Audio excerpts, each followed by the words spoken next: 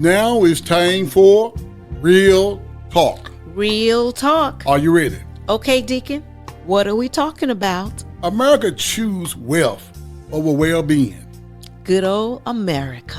While other nations provide universal benefits, we continue to prioritize the interests of billionaires.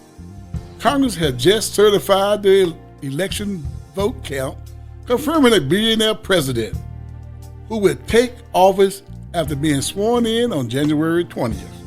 Billionaires from America and worldwide are making donations, sending envelopes with million-dollar checks, representing just a few hours of income for most of them or their companies.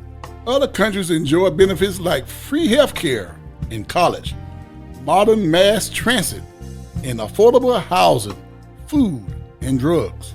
They also have inexpensive internet and phone service without companies listening in and selling their information. They have schools that don't even need to mention school shooters and streets and parks filled with pedestrians and children instead of tents for the homelessness. We, on the other hand, have the world's largest collection of billionaires. Most Americans didn't realize this was the choice they was making in the election of 1980, when Reagan and Bush promised morning in America.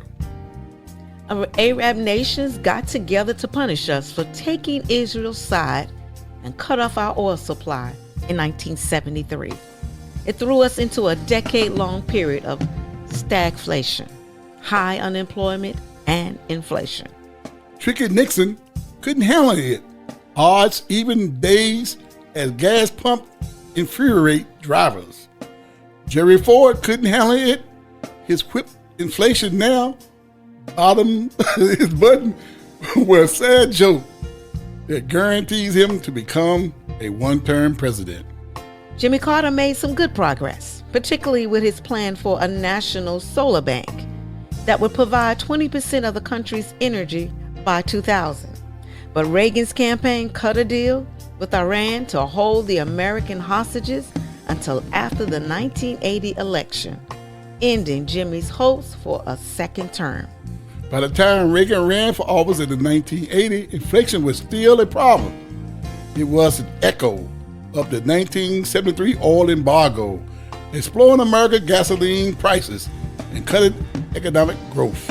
And once Reagan took office, America watched with hope and some trepidation as Reagan turned our economy inside out, massively cut taxes on country's 13 billionaires, repeatedly raised taxes on millions of working class people, and cut and taxed Social Security.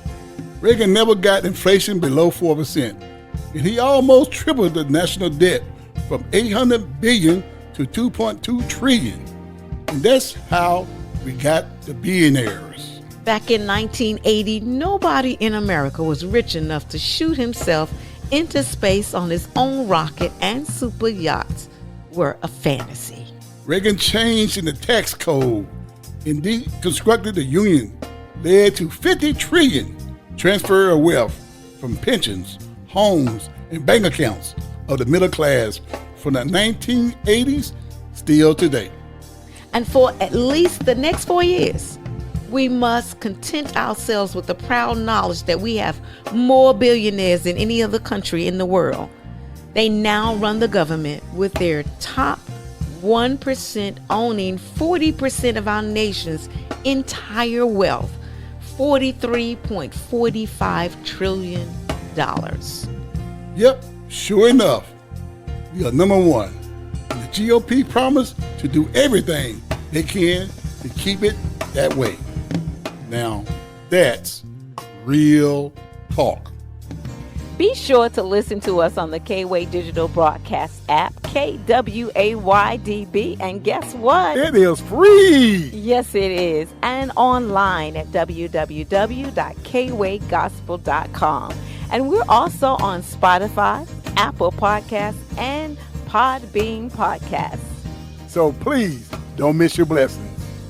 We'll look forward to you listening to Real Talk.